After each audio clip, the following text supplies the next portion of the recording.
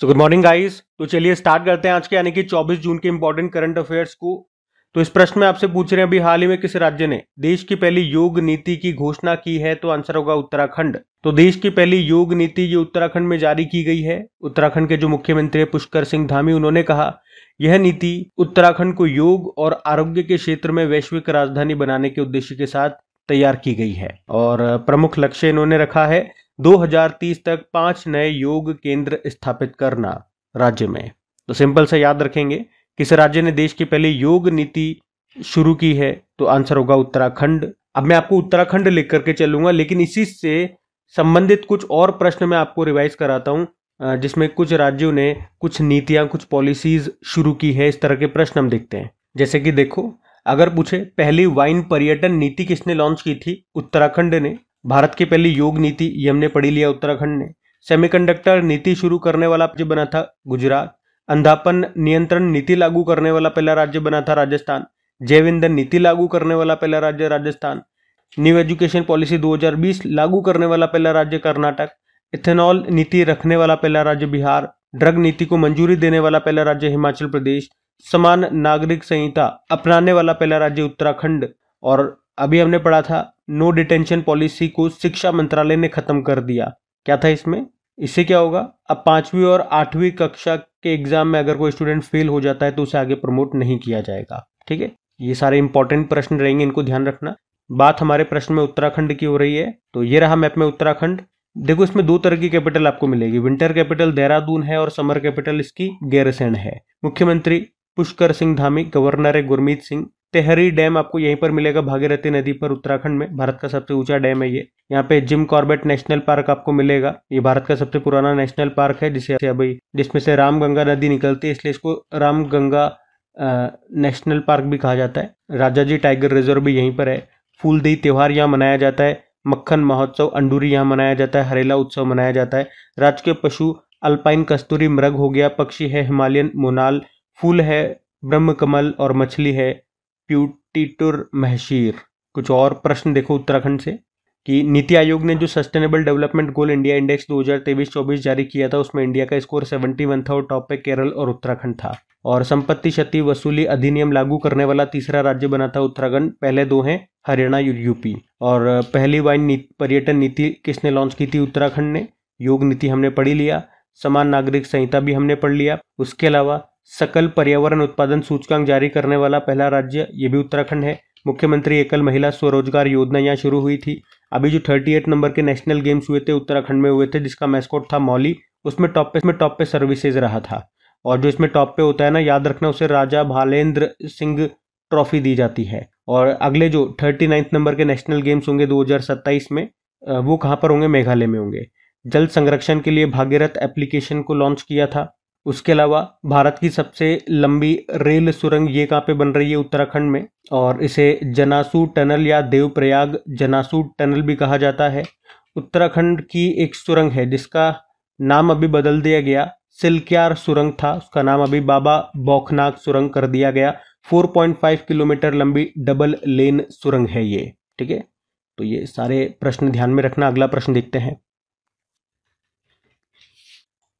फिर अगले में पूछ रहे हैं हाल ही में संयुक्त राष्ट्र लोक सेवा दिवस ये कब मनाया गया? तो आंसर होगा 23 जून को। तो हर साल 23 जून को United nation public service day के रूप में मनाया जाता है। ये दिन लोक सेवकों के अमूल्य योगदान को मान्यता देने के लिए मनाया जाता है। इसकी थीम क्या है? 5 वर्ष से 2030 तक एक स्थायी भविष्य के लिए सार्वजनिक सेवा वितरण में तेजी लाना। अच्छा, 23 जून को 2-3 दिवस और होते हैं। एक अंतर्राष्ट्रीय विधवा दिवस भी होता है 23 जून को, इंटरनेशनल विडो डे। इस दिन का मुख्य उद्देश्य है विश्व स्तर पर विधवाओं को सशक्त बनाने के महत्व को बढ़ावा देना। और 23 जून को अंतर्राष्ट्रीय ओलंपिक दिवस भी होता है। 23 जून को क्यों मनाते हैं? क्योंकि इंटरनेशनल ओलंपिक कमेटी की स्थापना होती है 23 जून 1894 में, इसीलिए 23 जून को मनाते हैं। थीम भी है इसकी लेट्स मूव, चलो आगे बढ़े। वैसे इंटरनेशनल ओलंपिक कमेटी का मुख्यालय आपको मिलेगा लुज़ेन, स्विट्जरलैंड में। और अब इसकी नई प्रेसिडेंट बनी थी, याद है आपको? क्रिस्टी कॉवेंट्री उनका नाम है। इस पद पर आने वाली पहली महिला और पहली अफ्रीकी है, वो जिम्बाब्वे से हैं। ठीक है, तो ये पॉइंट भी ध्यान रखना। तो 23 जून को ये 3 दिवस मैंने आपको बताए, तीनों याद रखना। अब डे वाला प्रश्न है, चलो जून के सारे इंपॉर्टेंट डेज एक बार फिर से मैं आपको रिवाइज कराता हूँ। जैसे कि देखो, 1 जून को वर्ल्ड मिल्क डे होता है, 1 जून को ग्लोबल डे ऑफ पेरेंट्स, 3 जून को वर्ल्ड बाइसिकल डे, 5 जून को वर्ल्ड एनवायरनमेंट डे, 7 जून को वर्ल्ड फूड सेफ्टी डे, 8 जून को वर्ल्ड ओशियन डे, 8 जून को वर्ल्ड ब्रेन ट्यूमर डे, 9 जून को इंटरनेशनल आर्चिव्स डे, 9 जून को वर्ल्ड एक्रेडिटेशन डे, 10 जून को सभ्यताओं के बीच संवाद के लिए पहला अंतर्राष्ट्रीय दिवस, 11 जून को अंतर्राष्ट्रीय खेल दिवस, 12 जून को विश्व बाल श्रम निषेध दिवस, 13 जून को इंटरनेशनल एल्बिनिज्म अवेयरनेस डे, 14 जून को विश्व रक्तदाता दिवस यानी कि वर्ल्ड ब्लड डोनर डे, 15 जून को world Elder abuse awareness day, 15 जून को ग्लोबल विंड डे, 17 जून को विश्व मरुस्थलीकरण एवं सूखा रोकथाम दिवस, 17 जून विश्व मगरमच्छ दिवस, 19 जून को विश्व सिकल सेल दिवस, 20 जून को विश्व शरणार्थी दिवस, 21 जून योगा दिवस, 22 जून को विश्व वर्षावन दिवस वर्ल्ड रेन फॉरेस्ट डे के रूप में मनाया। ठीक है, जून के अभी तक के इंपॉर्टेंट डेज है, ये सारे ध्यान में रखना। अगला प्रश्न देखते हैं। फिर अगले में पूछ रहे हैं, हाल ही में लॉन्च पुस्तक जिसका नाम है वुमेन लाइफ फ्रीडम, इसको किसने लिखा है? तो आंसर होगा चौरा मकरमी ने। तो बुक का नाम क्या हो गया? वुमेन लाइफ फ्रीडम, जिसको लिखा है चौरा मकरमी ने। तो इस बुक में ईरान में 2022 में जो सड़कों पर विद्रोह हुआ था, जिसमें आपको याद हो तो एक महिला थी महसा अमीनी, उनकी मृत्यु हो गई थी। उन्हें हिजाब न पहनने के कारण ईरानी सरकार ने, ईरान की पुलिस ने गिरफ्तार किया था और फिर बाद में जेल में ही उनकी मृत्यु हो गई थी। तो उसके बाद महिलाओं ने हिजाब के खिलाफ और सरकार के खिलाफ बड़े पैमाने पर ईरान की सड़कों पर प्रदर्शन किया था और उसी के बारे में इस बुक में बताया गया है। तो बुक का नाम हो गया वुमेन्स लाइफ फ्रीडम, जिसको लिखा अभी चौरा मकरमी ने। ठीक है, तो ये ध्यान में रखना। इसके अलावा कुछ और बुक्स मैं आपको रिवाइज कराऊंगा, जैसे कि देखो, एक बुक आई थी the chief minister and the spice को लिखा अमरजीत सिंह दुलत ने, द कश्मीर शॉल को लिखा रोजी थॉमस ने, पीएमओ थ्रू द ईयर्स को लिखा हिमांशु रॉय ने, जनता की कहानी मेरी आत्मकथा इसको लिखा, या ये किसकी ऑटोबायोग्राफी है, बंडारू दत्तात्रेय की, हरियाणा के जो गवर्नर हैं। उसके अलावा नरेटिव्स ऑफ द बेंच जज स्पीक्स, इसको लिखा एनवी रमन ने। 2025 के लिए अंतर्राष्ट्रीय बुकर पुरस्कार मिला बानू मुश्ताक को। ये भारतीय लेखिका है, उनके नॉवल हार्ट लैम्प के लिए, जो मूल रूप से कन्नड़ भाषा में लिखा गया है। ये अवार्ड जीतने वाली ये पहली कन्नड़ भाषा की पुस्तक है, जिसको ट्रांसलेट किया अंग्रेजी में दीपा भाष्टी ने। और एक बुक है explore India 5000 years of history, Audrey Truschke ने इसको लिखा है, अमेरिकी हैं लेखक। टेस्ट क्रिकेट अ हिस्ट्री को लिखा टिम विगमोर ने। ठीक है, तो ये कुछ बुक्स और हैं जो अभी सारी न्यूज में थी, वो मैंने आपको रिवाइज करा दी है, ध्यान में रखना। अगला प्रश्न देखते हैं। फिर अगले में पूछ रहे हैं, अरालम वाइल्ड लाइफ सेंचुरी जो कि भारत की पहली बटरफ्लाई सेंचुरी बन गई है, ये कहां पर है? तो आंसर होगा केरल में। तो अरालम वाइल्ड लाइफ सेंचुरी ये केरल में स्थित है और अब इसे अरालम बटरफ्लाई सेंचुरी के नाम से जाना जाएगा। तो इसके बाद ये ऑफिशियली भारत की पहली बटरफ्लाई सेंचुरी बन गई है।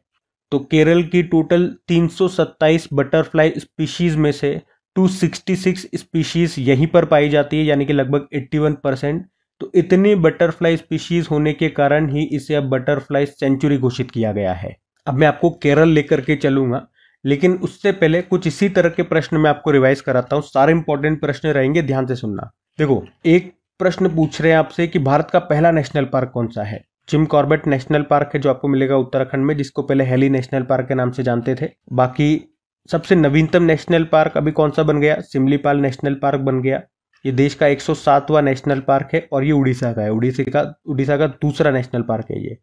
और एरिया वाइज, क्षेत्रफल की दृष्टि से सबसे बड़ा नेशनल पार्क हमारा हेमिस नेशनल पार्क है, जो आपको मिलेगा लद्दाख में। सबसे बड़ा भी है और सबसे ऊंचाई पर भी है। सबसे छोटा national park south button national park है, जो आपको मिलेगा अंडमान निकोबार में। भारत का पहला डार्क स्काई पार्क बनेगा पेंच टाइगर रिजर्व में। सैटेलाइट फोन से लैस होने वाला पहला नेशनल पार्क ये काजीरंगा नेशनल पार्क है। दुनिया की पहली ब्लैक टाइगर सफारी शुरू हुई सिमलीपाल टाइगर रिजर्व में, जो उड़ीसा में है, जो अब हमने देखा नेशनल पार्क भी बन गया है। भारत का पहला टील कार्बन अध्ययन कहां पर किया गया? केवलादेव नेशनल पार्क, जो राजस्थान में है।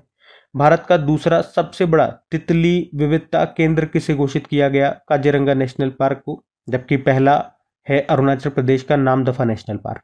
और जो आज हमने प्रश्न पढ़ा वो था कि भारत की पहली बटरफ्लाई सेंचुरी ये कौन सी बन गई है? अरालम वाइल्ड लाइफ सेंचुरी या अरालम बटरफ्लाई सेंचुरी, जो मिलेगी आपको केरल में। अब केरल में मिलेगी तो केरल ले चलते हैं आपको। ये रहा मैप में केरल, देखो, केरल की कैपिटल होती है तिरुवनंतपुरम, मुख्यमंत्री है पिनाराई विजयन, गवर्नर है राजेंद्र विश्वनाथ अर्लेकर।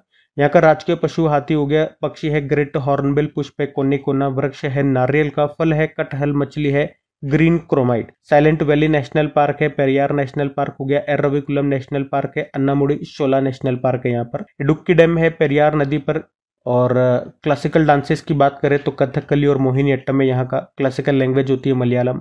बाकी कुछ फेस्टिवल्स देखें तो ओणम हो गया, त्रिशूरपुरम हो गया, अट्टुकल पोंगल हो गया, मकर विलक्कू हो गया, विशु उत्सव हो गया, पहला अंतर्राष्ट्रीय समुद्र तट महोत्सव हो गया। और केरल का कौन सा त्योहार नए साल का प्रतीक है? विशु महोत्सव। याद रखना, एग्जाम में पूछा गया है। केरल के समुद्री तट को मालाबार तट कहते हैं, तमिलनाडु के समुद्री तट को कोरोमंडल तट कहते हैं। केरल को मसालों का बाग भी कहा जाता है। सबरीमला टेम्पल भी आपको यहीं पर मिलेगा। केरल से कुछ और करंट अफेयर्स के प्रश्न मैं आपको रिवाइज कराऊं तो अभी 78 नंबर की संतोष ट्रॉफी हुई, जिसको पश्चिम बंगाल ने जीता केरल को हरा के। केंद्र सरकार ने केरल के वायनाड में हुए भूस्खलन त्रासदी को गंभीर प्रकृति आपदा घोषित किया था। पश्चिमी घाट की सबसे ऊंची चोटी अन्नामुडी है, केरल में मिलेगी। केंद्र नारियल अनुसंधान संस्थान मिलेगा केरल में। कवचम को लॉन्च किया था केरल ने। गो समृद्धि मवेशी बीमा योजना शुरू हुई यहाँ। अट्टुकल पोंगल उत्सव मनाया जाता है केरल में, 10 दिनों तक चलता है। और इसी तरह से पोंगल उत्सव तमिलनाडु में होता है, 4 दिनों तक चलता है। वरिष्ठ नागरिक आयोग स्थापित करने वाला पहला भारतीय राज्य बना केरल। ऑनलाइन स्थायी लोक अदालत सेवा शुरू करने वाला पहला राज्य बना केरल। भारत में एंजियोप्लास्टी के जनक कहे जाते हैं डॉक्टर मैथ्यू सैमुअल, केरल से हैं, अभी निधन भी हो गया इनका।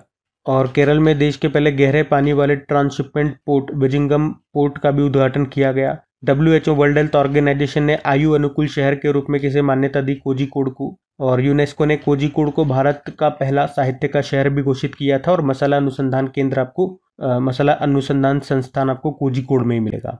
ठीक है, तो सब ये प्रश्न केरल से हैं, ध्यान में रखना। अगला प्रश्न देखते हैं। फिर अगले में पूछ रहे हैं 2025 विश्व पैरा एथलेटिक्स चैंपियनशिप का शुभंकर क्या है? मैस्कॉट। तो आंसर होगा विराज। यहाँ पे हम बात कर रहे हैं वर्ल्ड पैरा एथलेटिक्स चैंपियनशिप 2025 की, जो शुरू हो रहा है 27 सितंबर को और 5 अक्टूबर तक चलेगा। कहाँ पर? भारत में। भारत में भी कहाँ? नई दिल्ली में, जो जवाहरलाल नेहरू स्टेडियम है वहाँ पे। और याद रखना, भारत पहली बार इसकी मेजबानी कर रहा है। इस बार ये इसका 12वां एडिशन है। वैसे एशिया में ये चौथी बार हो रहा है। पहले ये कतर, UAE और जापान में हो चुका है, अब भारत में हो रहा है। तो भारत में तो पहली बार और एशिया में चौथी बार हो रहा है। वैसे इसका ये टोटल 12वां एडिशन है।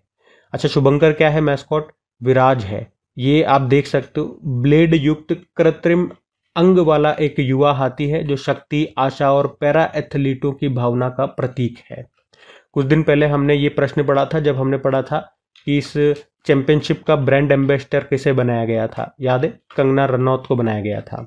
ये जो विश्व पैरा एथलेटिक्स चैंपियनशिप है, इस बार तो 12वां एडिशन है, लेकिन इसका जो पहला एडिशन है वो 1994 में हुआ था, बर्लिन जर्मनी में। पहले ये हर 4 साल में होता था, लेकिन फिर 2011 से ये हर 2 साल में आयोजित होता है। देखो, वर्ल्ड पैरा एथलेटिक्स की बात करें तो इसका हेडक्वार्टर बॉन जर्मनी में मिलेगा। इसके हेड हैं पॉल फिट्जगेराल्ड। और भारतीय पैरालंपिक समिति की बात करें, इसकी हेड हैं देवेंद्र झाझरिया। अब ये देखो, मैस्कॉट वाला प्रश्न है ना, तो कुछ इंपॉर्टेंट मैस्कॉट ही मैं आपको यहाँ पे रिवाइज कराऊंगा, बिल्कुल ध्यान से सुनना। अभी आप देखोगे पिछले साल नवंबर में जो 8वीं महिला एशियाई हॉकी चैंपियंस ट्रॉफी हुई थी, कहाँ पे? बिहार में हुई थी, बिहार के राजगीर में। आपको याद होगा उसका मैस्कॉट था गुड़िया, जो कि बिहार का जो राजकीय पक्षी है गौरैया, उसको रिप्रेजेंट करता है। अभी जो 38 नंबर के नेशनल गेम्स हुए थे उत्तराखंड में, उसका मैस्कॉट मौली है। और उसका टैगलाइन क्या था? संकल्प से शिखर तक। उसके अलावा अभी जो पहली बार जो खो खो वर्ल्ड कप 2025 हुए, जिसको भारत ने होस्ट किया, और उसका मैस्कॉट क्या था? तेजस और तारा, ये दोनों रिप्रेजेंट करते हैं हिरण को। अभी खेलो इंडिया पैरा गेम्स 2025 हुए थे, दूसरा एडिशन हुआ था, जो नई दिल्ली में हुए थे। उसका मैस्कॉट था उज्ज्वला, गौरैया जो चिड़िया है उसको रिप्रेजेंट करता है। और याद रखना, अभी कल ही राजस्थान में जो फर्स्ट ग्रेड लेवल के जो एग्जाम हुए थे, उसमें एक प्रश्न यही वाला पूछा गया था, खेलो इंडिया पैरा गेम्स वाला, तो इसको ध्यान रखना। बाकी भारत की 7वीं सबसे बड़ी पंजाब आधारित दूध सहकारी संस्था है मिल्कफेड। उसने अपने वेरका डेयरी ब्रांड के लिए वीरा को नए शुभंकर के रूप में चुना था। और खेलो इंडिया यूथ गेम्स 2025 का भी 7वां संस्करण हुआ बिहार में, उसका मैस्कॉट क्या था? गज सिम्हा। ठीक है, तो ये बिल्कुल लेटेस्ट वाले मैंने आपको रिवाइज कराए हैं, ध्यान में रखना। अगला प्रश्न देखते हैं। फिर अगले में पूछ रहे हैं भारत की पहली वाणिज्यिक हाइड्रोजन बस ये कहां पर शुरू की गई, तो आंसर होगा लद्दाख में। तो अभी 20 जून 2025 को लेह लद्दाख में 5 हाइड्रोजन से चलने वाली बसों को लॉन्च किया गया। ये भारत की पहली हाइड्रोजन से चलने वाली बसें हैं जिन्हें कमर्शियल यूज के लिए चालू कर दिया गया है और इन बसों को एनटीपीसी लिमिटेड ने बनाया है। इन बसों में हाइड्रोजन फ्यूल सेल है। ये फ्यूल सेल हाइड्रोजन और ऑक्सीजन की केमिकल रिएक्शन से बिजली बनाती है और उस बिजली से बस चलती है। इस केमिकल रिएक्शन में आउटपुट में केवल पानी निकलता है और कोई प्रदूषण नहीं होता। यही इसकी सबसे खास बात है कि प्रदूषण नहीं होता और इसको बनाया है एनटीपीसी ने। तो एनटीपीसी की स्थापना होती है 1975 में, हेडक्वार्टर नई दिल्ली, सीएमडी है गुरदीप सिंह। अच्छा, यहाँ पे हाइड्रोजन से ही बनने वाले कुछ इंपॉर्टेंट प्रश्न मैं आपको रिवाइज कराता हूँ। देखो फिर अगर पूछे भारत में राष्ट्रीय हाइड्रोजन मिशन कब शुरू हुआ था, 4 जनवरी 2023 को। स्टील मंत्रालय ने देश के पहले ग्रीन हाइड्रोजन प्लांट का उद्घाटन कहां पर किया, जिंदल स्टेनलेस लिमिटेड, हिसार में। देश का पहला multipurpose green hydrogen pilot project कहां पर शुरू हुआ, हिमाचल प्रदेश के झाकरी में। 2024 में प्रधानमंत्री नरेंद्र मोदी ने ग्रीन हाइड्रोजन पर दूसरे अंतर्राष्ट्रीय सम्मेलन का उद्घाटन कहां किया, नई दिल्ली के भारत मंडपम में। प्रधानमंत्री नरेंद्र मोदी ने देश की पहली ग्रीन हाइड्रोजन हब की आधारशिला कहां रखी, आंध्र प्रदेश में।